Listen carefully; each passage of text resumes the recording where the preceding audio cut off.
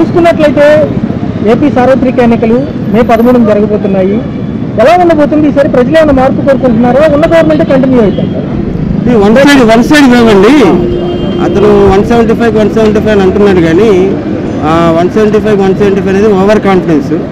Till now ఆయన ఒక paper రాసిస్తే వెనకుండే వ్యక్తులు నడిపిస్తే నడిచే వ్యక్తి తప్ప అతని కనీస అవగాహన ఏమీ లేదు. అభివృద్ధి జీరో. కాబట్టి 175 అనేది అసలు ఇంపాసిబుల్. అతను అది మోడీ లాంటి వ్యక్తే ఇవాళ 550 సీట్లు పార్లమెంట్ ఉంటే 400 వస్తే చాలనుకుంటున్నాడు. అతనికన్నా మోనార్కేం కాదు కదా ఇతను. ప్లస్ మోరెవర్ ఈసారి 175 to 175 అతనికి అనేది ఖచ్చితంగా అతనికి వచ్చేది ఒక 5 సీట్లు మాత్రమే. మిగతా సీట్లన్నీ కూడా కూటమి కొట్టబోతుంది. సార్ మరి మనం చూసుకున్నట్లయితే ఈ సింగనగర్లో జరిగిన ఘటన అనేది ఏదైతే ఉందో ఎలక్షన్స్ దగ్గర సమయంలో జరిగింది, రాయితో దాడి చేసి అది మనం విశ్లేషించాలంటే మీరు కాంతి రానని అడగాలండి, మనకు తెలియదు. మరి బాగా చూసినట్లు ఒక పక్క షర్మిల గారు ఎవరైతే వీళ్ళ సోదరు ఉన్నారో కాంగ్రెస్ లో చేయడం జరిగింది, ఒక పక్క ఎవరైతే వివేకానంద రెడ్డి హత్య కేసు ఉంది, ఇవన్నీ కూడా ఇది కొంచెం నెగిటివ్ ఇంపాక్ట్ అని అంటారు ఈసారి.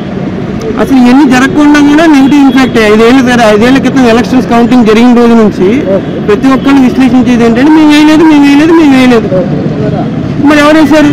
సరే, అది 5 ఏళ్ళు కౌంటింగ్ జరిగిన నుంచి ఇప్పుడు 5 ఏళ్ళు వస్తుందని ఎదురు చూస్తున్నారు. మరి అది అలా ఎదురు చూస్తున్నప్పుడు ఈ సింపతీలు ఈ ఇంపాక్ట్లు ఏం పనిచేయవు. ఇప్పుడైనా సరే మనసులోకి వెళ్ళిపోయింది ఒకటి వాళ్ళకి, వాళ్ళు డిసైడ్ అయిపోయి ఉన్నారు. మరొక ప్రశ్న చూసుకున్నట్లయితే ఒక పక్క అభివృద్ధి సంక్షేమం అనే కాన్సెప్ట్తోనేమో ఈయన ముందుంటున్నారు అంటున్నారు జగన్మోహన్ రెడ్డి గారు.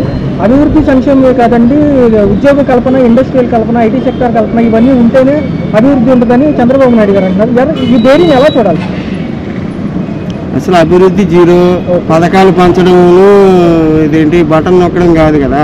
మ్యాక్సిమం ఏంటంటే రాష్ట్రానికి అభివృద్ధి కావాలి అంటే మౌలిక సదుపాయాలు కావాలి, మౌలిక వసతులు కావాలి, రాజధాని కావాలి. రాజధాని రియల్ ఎస్టేట్ వ్యాపారం సర్వనాశనం అయిపోయి అదేంటి బిల్డర్స్ కానీ ఉన్నది చేసుకుని వెళ్ళిపోయారు ఎంతో మంది. ఇప్పుడు మీరు తాడికొండ తుళ్ళూరు వెళ్తే ఇంతకుముందు ఎంతో మంది బీహార్ నుంచి ఉత్తరప్రదేశ్ నుంచి ఇలా రకరకాలుగా వచ్చి పనులు చేసుకుని వెళ్ళిపోయేవాళ్ళు. ఇవాళ కనీసం నేను రాజధాని నిర్మిస్తా, నేను స్వాగతిస్తా అని చెప్పి కనీసం ఏమీ చేయకుండా ఒక ఇటుకడా కూడా పేర్చకుండా ఆయన కట్టిన దాంట్లో ఈయన ఉంటూ ఇది అక్కడికి వెళ్తా ఇక్కడికి వెళ్తా ముందుకు అనుకున్నాం మేము కొబ్బరిగా కూడా కొట్టలేడు ఎక్కడ అని. 3 రాజధానులు కాదు కదా, ఇదేమన్నా భారతదేశంలో ఒక రాష్ట్రం. ఇది భారతదేశంలో ఒక రాష్ట్రం అంటే దేశంలో రాష్ట్రం ఇది. అయితే ఈ రాష్ట్రానికే దేశం అనుకుంటున్నాడు. 3 రాజధానుల గురించి ఆలోచిస్తే మోడీ ఆలోచించాలి ఇండియా లెవెల్లో. ఈయన ఎవరండి ఆలోచించడానికి? ఇది ఇండియా లెవెల్లో ఇది కాదు కదా, ఒక స్టేట్ ఇది. ఇప్పుడు మనం ఇల్లు కట్టుకున్నాం, మీరే చెప్పి మిమ్మల్ని అడుగుతున్నాను నేను క్వశ్చన్. మీరు ఇల్లు కట్టుకున్నారు, బాత్రూమ్ ఒక చోట, బెడ్రూమ్ ఒక చోట, అదేంటి బాల్కనీ ఒక చోట కట్టరు కదండి. రాజధాని అనేది ఒక చోట ఉంటుంది, అది ఎవరికైనా తెలుసు. చూసుకుంటే ఫైనల్గా ఈసారి వీచే గాలి ఏపీలో ఏదంటారు? మీకు తెలీదా?